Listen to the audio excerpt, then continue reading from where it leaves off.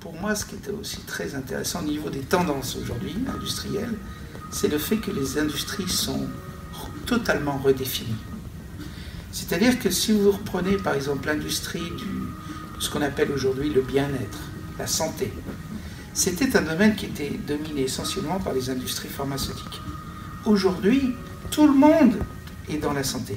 Regardez Nestlé, ils viennent de nommer l'année dernière un nouveau président qui vient de l'industrie pharmaceutique. C'est un grand choc pour ceux qui vendent du chocolat et du café et de l'eau.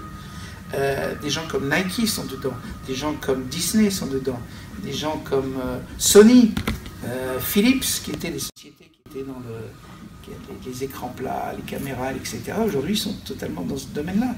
Vous avez des sociétés comme DSM, qui est une société hollandaise, DSM signifie Dutch State Mining Company. Aujourd'hui, ils sont passés des mines à l'industrie chimique, à aujourd'hui des produits pour la santé, des vitamines, des choses comme ça. Donc vous avez IBM avec Watson. Donc vous voyez que les industries sont totalement redéfinies et vous avez de nouveaux acteurs aujourd'hui qui rentrent. Où se fait l'innovation dans l'entreprise? Est-ce que c'est le CEO? Est-ce que c'est par tout le monde?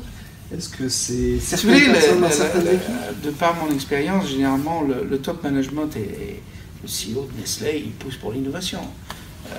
Les gens qui viennent de rejoindre la société, qui ont 18 ans, qui sont tout feu tout flamme, ont envie de changer de société.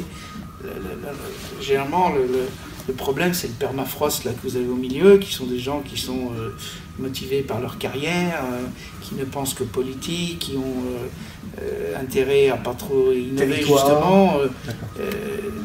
Et c'est pour ça aussi que l'un des phénomènes qu'on voit de plus en plus se réaliser, c'est des sociétés qui décident de faire des spin-offs. C'est-à-dire que pour créer l'innovation et ne pas la tuer, beaucoup d'entreprises aujourd'hui créent leur laboratoire d'innovation, c'est comme ça qu'ils les appellent. Vous faites un spin-off et vous laissez les intrapreneurs, comme on dit, créer leurs produits, leur nouvelle entreprise, etc. Donc le meilleur exemple qu'on a vu chez Nestlé, c'était Nespresso, qu'ils ont sorti, etc. Ceci dit, je pense que Nestlé a essayé de reproduire ça plusieurs fois avec spécialité, avec Bébinès, etc. Je ne suis pas sûr que ce soit un grand succès, donc ça ne marche pas à tous les coups. Au moins, ils ont le mérite d'essayer.